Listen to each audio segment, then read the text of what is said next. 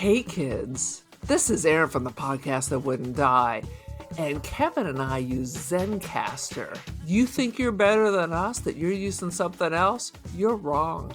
Zencastr's the place to be. Who are you to deny it? It's now super easy to record a podcast with Zencastr. Log in using your browser and start recording a high-quality podcast right away.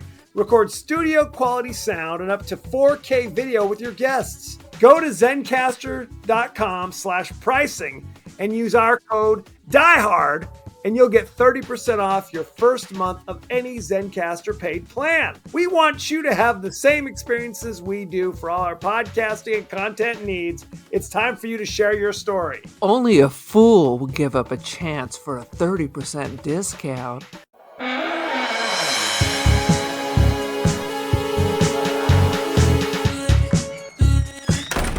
This year, someone special is coming back to Hamilton High for prom night. Mary Lou Maloney. She's been dead for 30 years. Now she's going to use Vicky's body to get her crown back. Welcome to the latest episode of the podcast that wouldn't die. I'm your host, Kevin. With me, as always, is Aaron. What's up? This week, we're discussing the horror classic, Hello, Mary Lou, Prom Night II, starring many Canadian actors. And Michael Ironside, he's in this. I almost forgot that. That's like so young. And he's got a booty, too. It was quite shocking. he's the thinking woman sex symbol is what I hear. Shut your mouth, boy. The thinking woman sex symbol always was and always ever shall be Christopher Walken. That's just science. Science.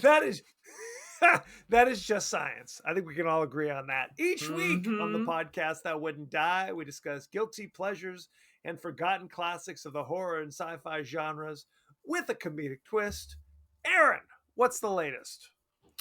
Well, I just finished Polaroid Week where I did iconic images of David Lynch film. It took me forever. They look rock and roll. And now I'm trying to build a pinhole camera, except apparently I don't have any of the film I actually needed, and today is pinhole day. So I'm trying to see what's a pinhole camera? A pinhole camera is a camera without a shutter, where basically there's just a little hole, and you cover it up and release it. It's like old school. What's the purpose of that? It's a camera, and I'm taking pictures. It's a very slow speed. So it looks kind of moody. It should be fairly sharp. So there you go. I wanted to tell our listeners that at long last, we have started compiling a list. Because it used to be when I would say, hey, what movies do you guys want us to do? People would tell us. And I'd be like, okay. And I just kind of put it in my brain somewhere where it may become lost forever. But for the last couple weeks, we compiled every time someone had said, add this movie to your list. I am now literally adding it to the list. And it's shocking to me because there are times when we're trying to decide what movie to do next where I'm just like, man, I feel like there's only 2 movies left we need to do. The list is long and it is growing. It is kind of growing and it is never ending. It is clearly never ending, but I like having it because we can flip through it and be like, oh, well, here's a movie we haven't done that I'd like to take another look at. So thank you, America, for contributing to our list. So what we don't have is actually a list of what we've done without having to scroll through the titles of our posts. That is true. That is true. I wish there was a way, and maybe somebody out in the world knows the way, where if I go to, I don't know, Apple Podcast or Spotify, I can click on the podcast that wouldn't die, and then the search bar appears and I can type in the name of a movie and it'll go to that movie.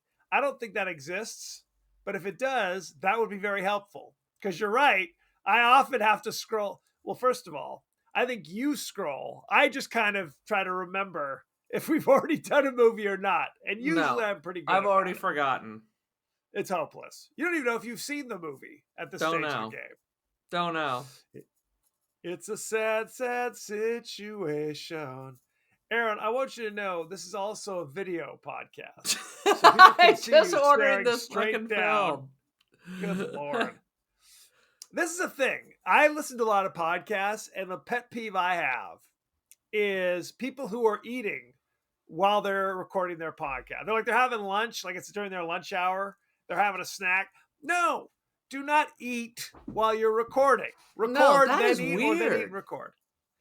Go ahead. I've had people come to IEPs and like bust out a sandwich. I'm like, this is a legal matter. This isn't your lunch break. It's a thing. It's a thing. Can we just try to be professional? I mean, that doesn't apply to me, of course, but to others. Put that goddamn hoagie away and focus the matter at hand. It's a legal matter. I'm just going to sit here and eat an onion sandwich. I'm just going to sit here and eat an onion.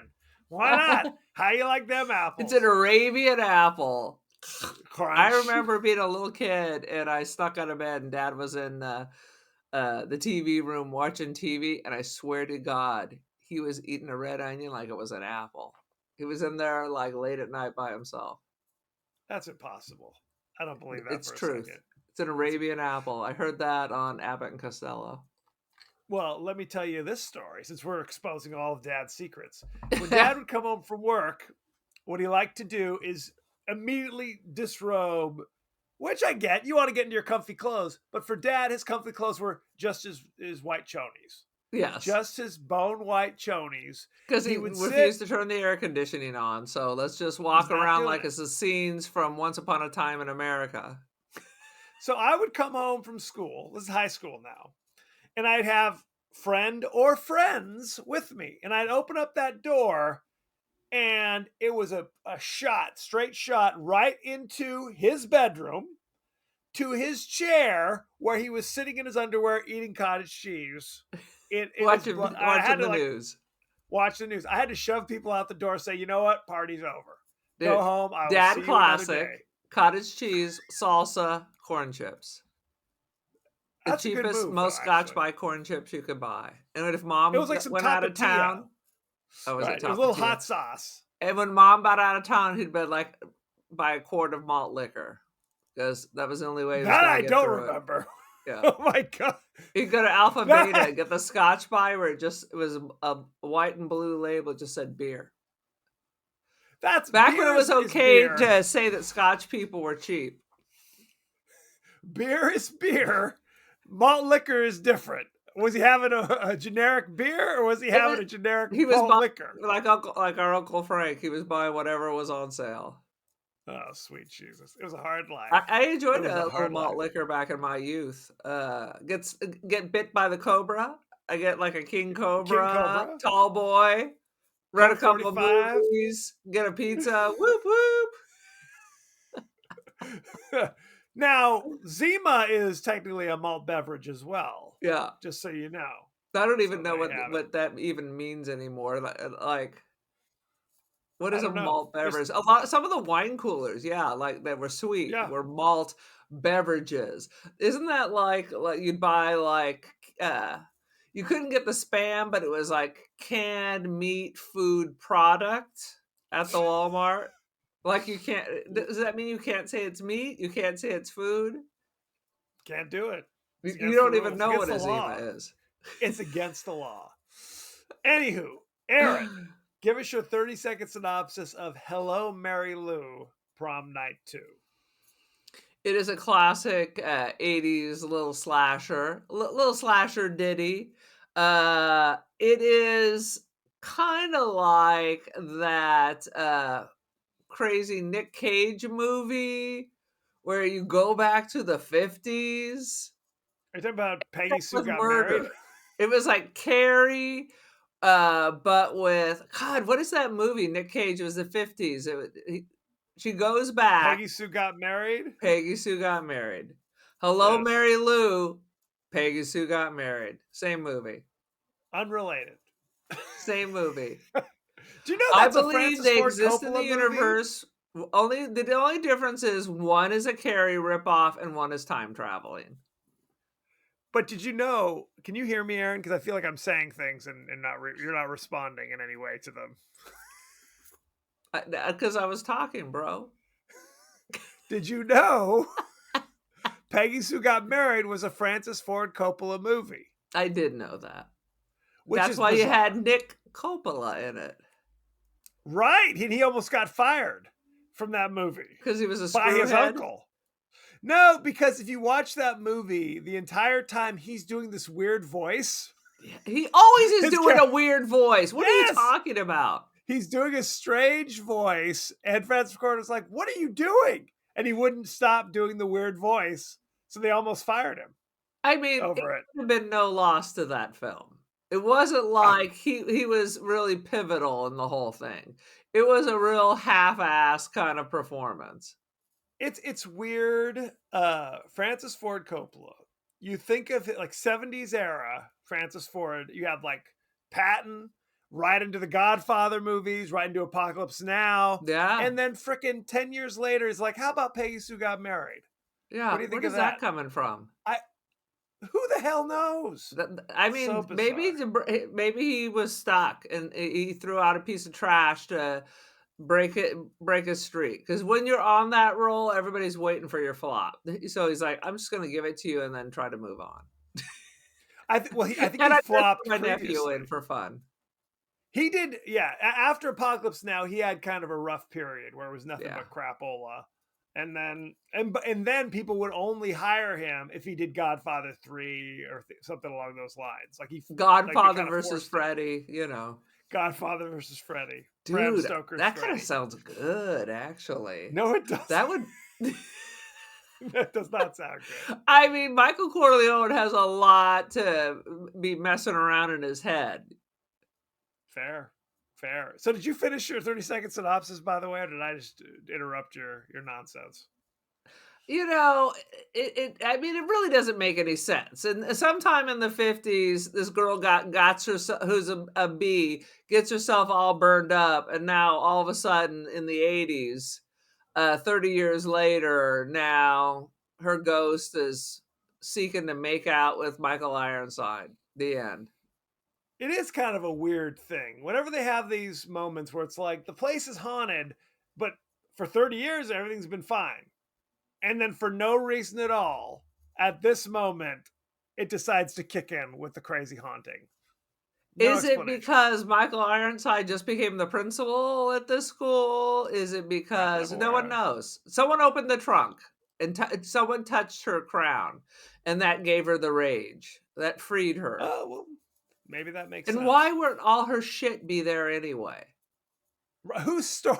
What? Who? She was killed at the prom, and what? They just stored all her corpse in the garage. And how come her crown didn't melt? No, maybe it was real diamonds. Do you think her mom would want that? But I mean, unclear. Yeah, there's a lot of what. One thing that's interesting about this movie, because when I suggested us watching this, you said, well, I haven't seen the first Prom Night. And I had to tell you, no connection. Not like made by an entire different production company, basically. The original one was a Jamie Lee Curtis boilerplate slasher back when she was doing those things where it's just kind of like you've seen it a million times. Terror Train was like this as well. When they were kids, somebody got picked on and there was accidental death. And now it's prom night and there's murders going down. And who's the murderer? So it's like a mystery kind of thing. And Jamie Lee's doing her Jamie Lee shit. This basically was a Canadian production. And it was going to be called The Haunting of Hamilton High. Was what it was going to be called. It was going to call H cubed. Yeah. Yes. If it had been released in 1998, that's what they would have called it. H with a little cube. But the production company, basically, I don't know who it was, Universal, Paramount, whoever it was, basically were like, well, now we're going to call this Prom Night II because entirely coincidentally, it also takes place at the prom. So, hello, They Mary just wanted Lou. to get a little tie in there. They absolutely did. They wanted to. I assume you have to pay for that, right? Who's to say? Zombie 2. Did he pay? Did Lucio Fulci pay for that? I don't think He he ain't did. paying for nothing, mother effers. Clearly. You mess with a Fulci, So- you appear in a Fulci. You Never mind where that body came from. It's all Let part it of the not show be now. said. Yeah, Right. 100%. Don't look behind the curtain. do not do that. So, and the reason why it's called Hello Mary Lou, number one, they made the main character the ghostly murderer, whatever the hell she is. That's her name. But it was also a popular song from the 50s. Hello, was Mary Lou. Wasn't it Ricky Nelson? Could be. I don't know. Well, keep jibber jabbering. I'll look it up. But I saw Prom Night, the original, like earlier this year for the first time. But ironically, I saw not the whole thing. Who wrote it? Is a song. It was written by Gene Pitney, but eventually Ricky Nelson did record it. But he wasn't the original recording or the popular recording? No. Johnny Duncan in 1960, and then Ricky Nelson in 61. I always think it's weird, like when Falco came out, Der Kommissar, and the same time it was released was an American version by a different band. Yes, After the Fire. After the Fire. You always had to wait because they sounded identical. I'm like, too much English. This isn't Falco. Isn't it? Well, Falco, all of his songs were in German. But they threw in some English words, though. Superstar. Rock me, Amadeus. Fair. Rock me, Amadeus. And then it would just be Amadeus. Because he was... I'm trying to think. I remember at the time, and I don't know how I remember this because this was ages ago, when Falco was I think he was Austrian. Was he Austrian? Yeah, he's Austrian. No, he's Austrian. I visited his grave. And is he dead? Falco's dead? Falco's died a long time ago. He's buried in the same cemetery as like Brahms and Beethoven and all these big composers. Well, whatever the case may be, they talked about how like German linguists at the time were having difficulty understanding him in his songs. They were like, we don't know what the this guy's saying. We understand Rock Me Amadeus, but other than that, we know nothing about it. And Rock Me Amadeus was not in the movie Amadeus that came out about that same time. I'm sorry, what? Mozart didn't freaking write that? What? He didn't write Rock Me Amadeus? You thought there'd be like, during the closing credits, they'd kick into Falco or something. They did not. So, dude, I feel like I'm going into CapCut and I'm going to create that version. You should. Please do. Maybe I will, with my spare time today. I don't even know what we were talking about. Rock Me Amadeus. What I was saying is I actually saw bits and pieces of Hello Mary Lou, and I remember it distinctly. It was like flipping channels on a Saturday night at like a 5 o'clock. It's the sun's starting to go down. I'm young, so it's not like I'm like 12 or whatever I was. Right. I'm not hitting the town, but I saw the thrilling conclusion of Hello Mary Lou Prom Night II probably 30 years ago, and that's all I knew about it. All right. So good times had by all. One thing that you said that jumped out at me is the song came out in 60 and 61. Correct. This movie takes place in 57, or at least the original. It takes place before the song was big. They didn't hire us for continuity, clearly. Clearly. It's a sad situation. Had you ever seen nor heard of Hello Mary Lou Prom Night 2 before? I mean, when you said it, it sounded familiar, but maybe it was just the name of the song that sounded familiar. Sing a few bars of the song. I don't remember. Hello, Mary Lou. Goodbye, heart, sweet Mary Lou. I'm so in love with you. It has a very 50s jam. Fair. Good stuff. You have to remember, I'm from the generation of Grease. So when Grease first came out, suddenly everything was about the 50s. So you had Shauna Na had their own show. Now you've got Laverne and Shirley. You got the Fonz. And Right. all that music had been discovered. That's the only reason I know like 50 songs. There's a weird thing that happens in pop culture where it's literally nostalgia always skips a decade. So it's like in the 70s, for some reason, there was a big 50s revival, Right. right? In the Because the 80s, you people are started to getting notice the old. 60s. Yeah, Right. The people, it's yes, 2 generations. Now they're old, they're feeling their oldness. Just like 80s are out now. It's all about the 90s. which is bizarre. Uh-huh. Well, it's a whole thing. It's a whole thing. Actually, it's not even the 90s anymore. It's now the aughts. It's the Oh first God. 10. We're That's what I'm skipping ahead saying. so fast. Sweet Jesus. Anyway, that's neither here nor there. Why don't we jump right in to the highlights, Aaron? What do you got? I have to say, I don't hate this movie, but I love Ooh. all the 80s nostalgia because you Yep. have to look at an 80 movies. Like when you looked like at the 70s show, the clothing and stuff never looked right. It never looked No. right. But because everyone is not just wearing a uniform, people wear different clothes. So I Right. loved all the vibes. You forget all the crazy hair and the fashion and all that. So I love Absolutely. all that. Because Well, this there's was that one late girl. 80s. This is like This was 87. 87. Yeah. Yeah. There was the one friend who got pregnant who was like the Cure girl, basically with the big old crazy Cure hair. Yeah. Absolutely. I mean, Dude, that could have you been would Palm see that Springs High shit back in School. the day. Yeah. 100%. 100%. No, I definitely dug all that. I thought, honestly, I think I needed more Mary Lou in this movie. I need more Mary Lou Maloney because the first time we meet her, frankly, the 90% of her performance is she's in A bitch. confession.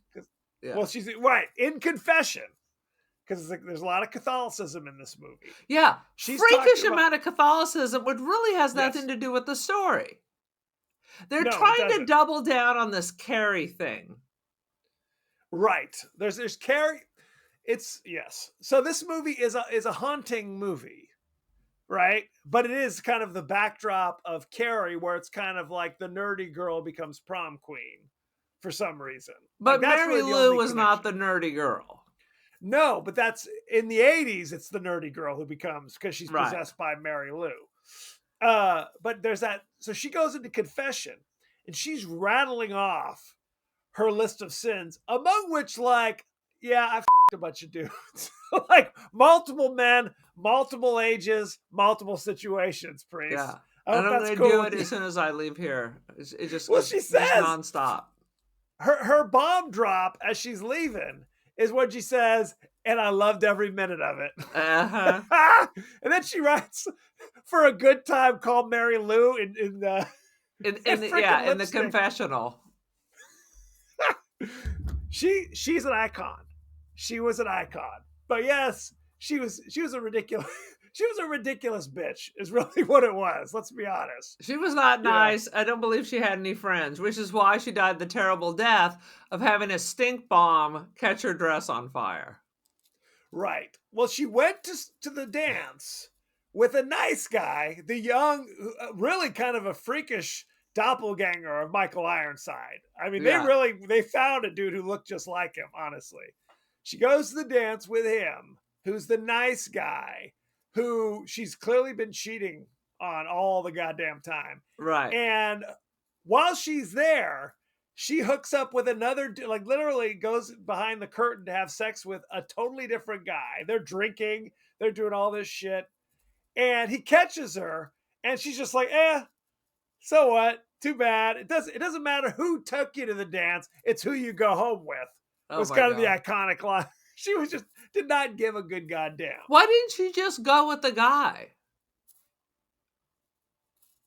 I don't know. Right. What did they say know. that her boyfriend came from a good family and had money or something along those lines, but the bad boy that she just basically jumps his bones was, I don't know, he was a tiger in the sack. I don't know what the story was. It's hard to be clear.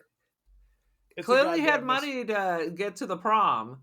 And let me tell you, back in the days, you could not show up stag, so he was there with somebody else. Oh, fair. Fair. But yes, they were going to throw some random guys were going to throw a stink bomb, and it was literally like a stick of dynamite or something. It was some It was big, giant. thick thing. It was a pipe bomb, and the jilted boyfriend angrily climbs up in the rafters and throws the stink bomb. Michael Ironside. Young Michael Ironside, and Mary Lou Maloney was crowned prom queen, and she's up there doing her thing. And he drops the stink bomb, and it rolls towards her and lights her dress on fire. And she goes up like he dropped napalm on her. Yeah. Essentially, it was just like an inferno, and no one does shit. No one did a damn thing. No smoke detectors. I think at least in Cary they had sprinklers. Not at this high school. Well, and it's like, was there no staff? Is there no adults They're here? Like, burn the witch. Burn the witch. Burn, baby, burn. Disco Inferno. It was a disco inferno. Michael Ironside is up above going, help her, help her. And I guess the bad boy, who was, I guess, her de facto date at that point, he was going to go help her, but then he gets too afraid. So he sits and just cries, and curls up in a fetal ball and cries until she's just, I don't know, she's just ashes at that point. No one else does shit. But when her ghost shows up, she's got like a tiny scar on her cheek. What? Later, it was bizarre. Later in the movie, the good girl from the, who does her homework but has a nice boyfriend, blah, blah, blah, blah, she gets possessed. So that when she gets chosen as prom queen, Michael Ironside shows up with a gun and just shoots her in front of everybody. Yeah. It just guns her down. And then from her bloody wounds, like Mary It was the substance. It was the substance. 100%. She climbs. This is the end of the movie. We're jump from the very beginning to the very end. Because we're hitting only the high points. And is all blobby and crazy and flames and shit.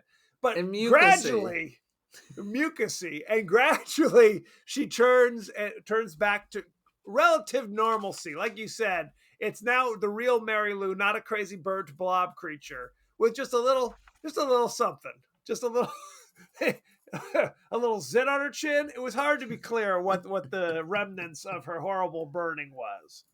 So this movie is bizarre and bonkers, to say the least.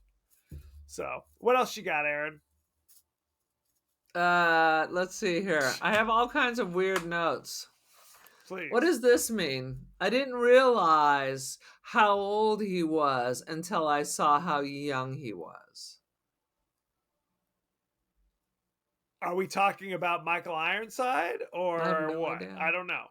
No idea. Let's play that fun party game. Let's decipher Aaron's incomprehensible notes. Impossible. I think it was interesting that the girl we're following, the central protagonist, a little blonde woman, whose name, of course, I cannot remember for the life of me. She lives with her parents, and it's like her kind of shrewish mom. It's a Cary mom. It's a Cary mom, where she's like, your green dress will be fine. And the girl storms out, and the husband goes, hey, honey, it's young love, remember? And the wife just kind of snarls, and he's like, I guess not. That was, I laughed at that moment. That was, I guess not. Moving on. I noticed that whenever there are these flashbacks, when the one girl becomes possessed, it's literally like she's in the underworld from Beetlejuice. Oh, right. Yes. I mean, the look, the color, I don't remember when Beetlejuice came out, but it had that total vibe, which I was kind of digging. Well, it was also kind of like a Nightmare on Elm Street kind of thing, where she's in the cafeteria looking around, and there's like maggots on the tray that she's trying, like roaches and putting shit on her. Yeah, which was that was part of the good part. Yes, that was. Well, the little redhead girl, just like Carrie, She wasn't that interesting, let's be frank. So No, she when she wasn't. was possessed is when she was doing her best. What was interesting is it's like she gets possessed, and or so as she gets possessed, like the people who are killed around her are her nice friends. Like you meet like kind of a bullyish chick, nothing ever happens to her. The Yeah. bully chick who's with her the entire movie, she gets out of the scot free. Her friend, her crazy like gothy friend, who was pregnant, gets just murdered in a bizarre situation where it's like she picks up the crown, Mary Lou's Right. crown, and takes a tool and pops one of the fake jewels off it for no reason, and is immediately attacked, like because she puts on the cape, that the prom cape that the prom queen wears, and she's getting dragged over, and you see like the paper cutter, the big old like industrial school paper slicer is like chomp chomp, and it's like pulling her towards it, like oh she's about to get decapitated. But then nothing No, freaking happens. And if nothing. you've ever used one of those industrial paper cutters they have at schools, they don't cut shit. Right, Nothing was going to they're happen to dull. you. You're going to get a pinch, is what's going to happen. And then she ended Right. up being hung by like balloon ribbon. I was like, I feel like that would have broken. She was hung, and dies. And then she's launched out of the window and impaled on some iron gate down below for the sin of, contemplating having an abortion, essentially, as I think what we're trying to say. That's right, because that's not something Mary Lou would have done. No, she was Right. punished because she desecrated her haunted plastic Dollar Tree crown. Correct. It was absolutely a Dollar Tree. Does Dollar Tree exist anymore? Did they get rid of that? No, we still have them, but now Well, they're just random prices.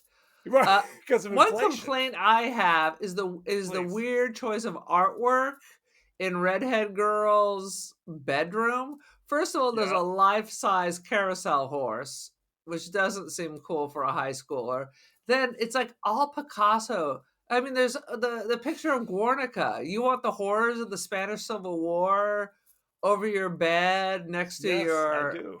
like freaking whoever you were listening to, your British New Wave. That just doesn't seem correct. And I was like, not one, not two. There was like 4 or 5 Picasso prints. Young Yes. girls in the 80s were not super down with Picasso. Well, she More was a smart girl. Guernica. She was into all the, she was a good girl. So she spent her time reading about Picasso and studying fine art, Aaron. What do you mean? And wishes that old man could caress her legs. Very nice. That was okay. There was so much bizarreness in it because you're right. There was the giant carousel horse, which is like sticking its tongue out at her and kind of looking around, was terrifying. Yeah, that And then, was of like course, nightmare. That was bizarre. Then later, when she's fully possessed, her dad comes in the room to check on her. Are you okay? And she immediately starts making out with her dad. And he doesn't the protest. He doesn't. They're making out for far too long until the wife comes and goes, "What the?" And then it's like, "Oh, sorry, hon." It was it was bizarre. So I just fell in her mouth. Sorry. I just fell in her mouth, as one does. No question. One scene which was kind of shocking is the Brian De Palma Carrie nudity scene that seems to occur, where full nudity, full frontal, for no apparent reason. But we do know she's a natural redhead now. No doubt about that. No doubt about it. Her friend is trying to take a shower, like one does after PE, and she's the possessed blonde girl, redhead girl, whatever she is. She wanders in there and tries to basically become a lesbian with the woman ever so briefly, and the woman reacts not with "What the are you doing? You can stop now," but reacts with abject terror. Like, I'm out of here. Get me out of here. She's like, somebody help me. There was a thing. But her friend dies an ignominious death because she, in her terror at her friend's lesbian advances, runs and hides in a locker. And Mary Lou walks up and uses her carry telekinesis, never before demonstrated psychic powers, and just squishes her. Squishes the locker, and you see like some kind of pink slop just squirt out. Blah. And that's the end First of of her all, friend. let's not hide in lockers. What is that going to do? Right? No. What's going to happen? Plus, You think that's you can't get out because I've had students in lockers trapped inside. Well, some lockers will lock automatically. Some you need to put actually a padlock on there. No, but there to close it on the outside, it's like a up down thing, so it doesn't open. Well, that's not on the inside. Oh. Well, there you go. And then you're screwed when Mary Lou comes a knocking, I guess. Mm-hmm. We talked about how young Michael Ironside went on to become the principal of the school. And he's got his son who's like, Dad, I'm going to take a gap year. You're ruining your life. You're going to destroy. What are you doing? All our plans. So, it's a thing. Right. And his girlfriend is the possessed Mary Lou girlfriend. Right. So why isn't she just showing up to Michael Ironside and sitting on his lap in class time? Why are we waiting until he starts shooting people, as one does as a high school principal? Unclear. As one does. What we didn't talk about is the fact that the bad boy was so traumatized by the death of Mary Lou, where he didn't do anything, he joined the priesthood. So now he's the priest that is somehow connected to the local high school. Well, it's a Catholic high school? Is that what this is? Unclear. No, it's a public high school. The whole this weird Catholicism thing it makes no sense, because we have possessed girls showing up and doing the exact same confession, and then she's like coming at him and is literally kicking apart this paper mache confessional.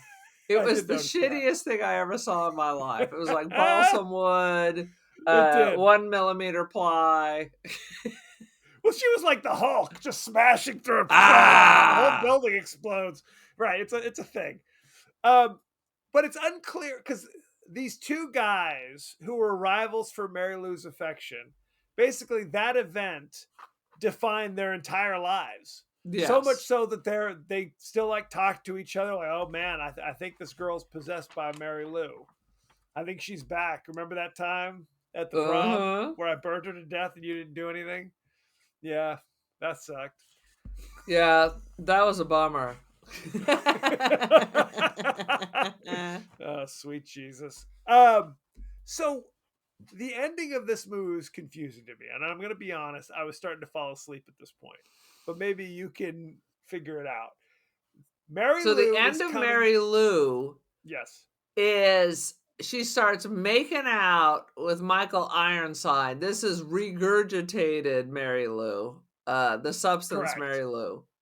And all is right with the world, except, I don't know, her soul now lives inside the nice boy that she spurned. Okay. Because now he's possessed. So Mary Lou is chasing around the sun. The real Mary Lou climbed out of the back of little blonde girl and is chasing around the young boyfriend and is coming to get her. And Michael Ironside swoops in and starts making out with Mary Lou. And that seemingly... And she's down with it. Right. And now she's at her prom. She's making out with the boy she had no interest in. Correct. And now somehow that's cool. She's got her little trash crown. And all seems right with the world. Everything's or is cool it now. Or well, because now it's smash cut to the boyfriend and the now unpossessed girl get in the back of Michael you're right. So car. they sewed her up after a full human crawled out of her chest. She kind of Mary Lou climbed out. She seemed to snap out of it. Over well. Right. It's like the Manitou. It's like the Manitou. the homie climbed out of her back and they squirted her with a little Bactine and a couple Band-Aids, and she was all ready to go. Boom. So she's ready to fine. boogie. Taking that She's gap ready to year. boogie. So she gets in the back of Michael Ironside's car. They both do. And Michael Ironside turns on the radio, and it's some old-ass 50s shit. And he turns around, and we're supposed to think now he's possessed by Mary Lou Maloney. And the shit's not over yet. And no one says, hey, Mary Lou, tell me, what is it? Can we help you out with something? Is there something you need? You're just chaotic. You're chaotic neutral. What's your story? She's just evil. She's just straight evil. Evo. Right, which she didn't seem to be quite this evil back in the 50s. Let's be honest. She was a little free and easy and was kind of rude to her boyfriend. She cheated on her boyfriend a little bit, we're to presume, and maybe disrespectful to the priest. But she wasn't murdering people on the way to the prom that I saw. Right? She didn't run an old lady off the road like Reefer Madness or something. She's kind of a narcissist, but I don't know. Maybe she was it was masking her sociopathy or whatever. Well, she was a bitch. Yeah. She was a bitch, but she seemed to be missing empathy in any way. But was she a psychopath? Perhaps. Yeah. Unclear. So they could ask her, hey, Mary Lou, what's up? Because isn't that what we learned from The Sixth Sense?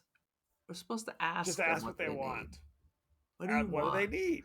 If they said that they want to skull you, then you got a boogie. Get some holy water at that point. No question. That's right. Do you have any other notes? Start saying that rosary. Trust me, we need to. Y'all need some Jesus. I got nothing else to say. A lot of headbands. I appreciate everyone's rocking the jazzercise headbands. You know, absolutely. A lot of sweat. It was the problem with those headbands, Kevin, is if you choose then to take it out, like after a full day, you end up with like a Herman Munster hair because it kind of pushes your head up. So now you have kind of a flat top, which I learned when I had a couple of drinks and tried to get the Annie Lennox. And I was so horrified. I got to work the next day. I threw a headband up there, and then I took it down because it was itchy, and I had a square head. Yeah, it was not Eurythmics, is what you're saying at that point. Wah, wah. Okay, let's go behind the scenes, shall we? Let's go. The phone number Mary Lou writes in the confessional booth for a good time was actually screenwriter Ron Oliver's home phone number at the time. No one called. Was it 867-5309? 99. Almost every character in the film shares a last name with a cult film director, especially horror directors such as Wes Craven, Stephen King, George Romero, Todd Browning, Joe Dante, Dude, John Carpenter, been done so John many Waters. fucking times. It has. It ain't new. When tasked with directing reshoots, first-time director Ron Oliver called Wes Craven for some advice on directing a teen horror comedy. His advice was, give them a scare, give them a hard-on, and send them home. Thanks, Wes Craven. That's what he did in Deadly Friend, that's for sure. Yeah. In one of the few positive reviews of the film, the LA Times called it the blue velvet of high school horror movies. What the? I don't even know what that means. What does that mean, Kevin? Unclear. Who's to say? Let's see. Director Bruce Pittman admitted in an interview that the scene with actress Wendy Lyon in the shower and walking around nude in the locker room was purely gratuitous. He said the script originally had her and actress Beverly Henry wearing towels, but he felt the scene would have more impact if they were both naked. Boo. Henry, yeah. Yeah, you're right. That bumped the movie up one level. It had that impact that we were looking for. The impact was you got to see all of them naked. It's true. Henry was hesitant. Beverly Henry was hesitant, but agreed only if they shot her from the back and side, and she insisted on wearing a towel while being chased. When Pittman discussed with Lyon, she said, let's do it. It was her first and only career nude scene, and she was a real pro about it, even though she had to spend 2 days of being shot fully nude from every angle in front of a mostly male crew. Oh, that's nice. What a bunch of assholes. With craft service was in there, absolutely. Some Hey, if you're Teamsters. down with it, then that's cool. I don't like to think that people are pressured into it. But if you're free and easy, there's a lot of Yep. people that are secret nudists. So The sequence with Wendy Lyon walking around the locker room fully nude wasn't written as such. In the of script, it was course. implied that she was wearing a towel, and screenwriter Ron Oliver was startled to see the final scene as it appears. So there you go.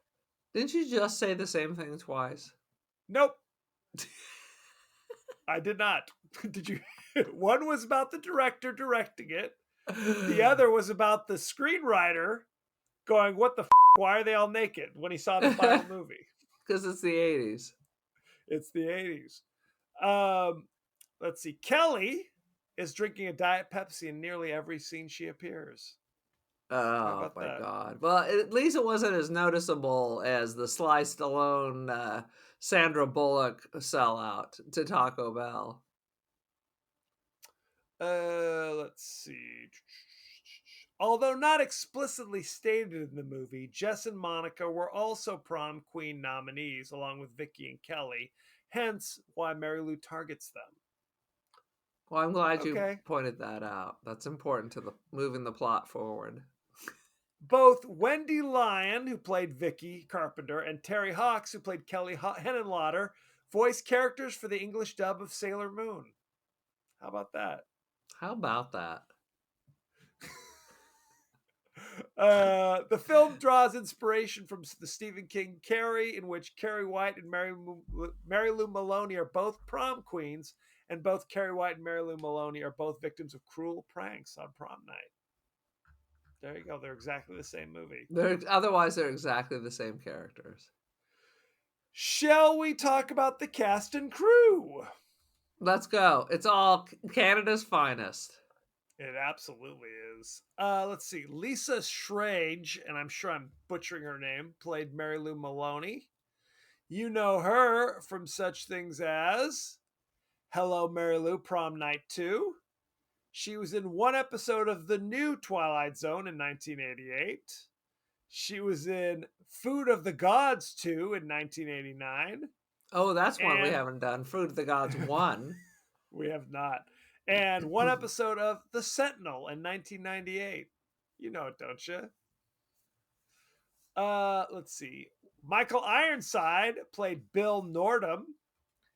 You know him from such things as Starship Troopers in 1997, Total Recall in 1990, Scanners in 1981, and Top Gun in 1986, among many, many others. He's also Canadian. Let me ask you this question. Please. We watch a lot of American films. Yes. We see British stuff. Yep. What's up with the Canada? What do you mean, what's up with it? Like, how many Best Picture have trickled over from Canada? What's wrong with their production companies?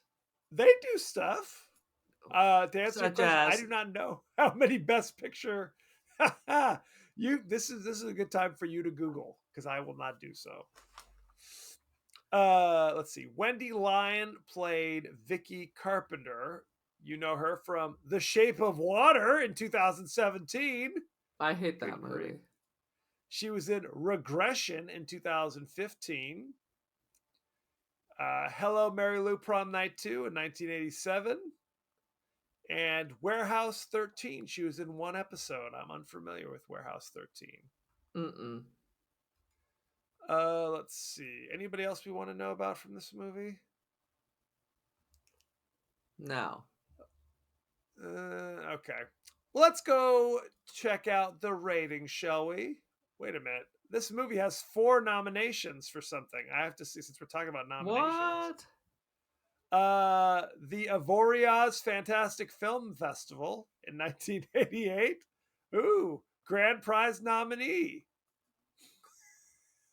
The Genie Awards in 1980. I'm not familiar with Yeah, a lot I'm of these trying to awards. move past the Genie Awards. I want to see actual Canadian films that won a U.S. Oscar. Are you Googling it? I'm trying to Google it. While you're Googling it, let's look at the ratings. Rotten Tomatoes gave this movie 56% rotten. Do you know what the audience gave it? What? 61%. Although that's technically fresh. So there you go. Top critics. Vincent Canby of the New York Times says, Bruce Pittman, the director, and Ron Oliver, who wrote the screenplay, have constructed the movie as if it were a gourmet banquet for toddlers. From the first course to the last, it's all ice cream. All right. There's one movie that I saw at the Palm Springs Film Festival that was nominated. Yes. Denny Arcon, Jesus of Montreal, nominated at the 62 Academy Awards. Unfamiliar. Nominated. Okay. Nominated for what? Best foreign film? Yeah. Denny Arcand, the only Canadian to receive the Academy Award for Best Foreign Language Film. Okay. Fair enough. Poor Canada. Back to my story. They're like right above us. They speak the same language. Why are they not producing, except for the parts that speak French, why are their films not as good as ours or the British? I don't know. Although there are many famous Canadian actors, including that move here to work. This is the place to be. What can I tell you? The actors come here, and so do their doctors. They do. Okay. Kevin Thomas of the Los Angeles Times says, a splendid example of what imagination can do with formula genre material. That seems insane. But thank you very much for that, Kevin Thomas. Now, before we move on, we have to check in with our resident film critic. Absolutely. AI Rex Reed. Yes. Are you ready? I'm ready. Let's go. AI Rex Reed had this to say about Hello, Mary Lou Prom Night 2. Hello, Mary Lou Prom Night 2 is a bargain bin Carrie knockoff so drenched in Aquanet and bad decisions, it's less a horror movie and more a crime scene. Thank you, AI Rex Reed. Aaron, what is your review of Hello, Mary Lou Prom Night 2? I have to tell you, our AI Rex Reed, it really has the best reviews, better than all of the actual human beings. We might just cut out the actual real people. We're going pure AI. And only do AI Rex Reed. I agree. We appreciate the next best thing is we need like a AI robot that looks like Rex Reed in his prime to prop up next to you. And does his voice. Absolutely. Actually, I enjoyed it more than I thought. It doesn't make any fucking sense, but it's a fun 80s kind of slasher nonsense nostalgia piece. So I'm going to give it like 3 Mary Lou's out of 5. Rock and roll. Fair enough. Fair enough.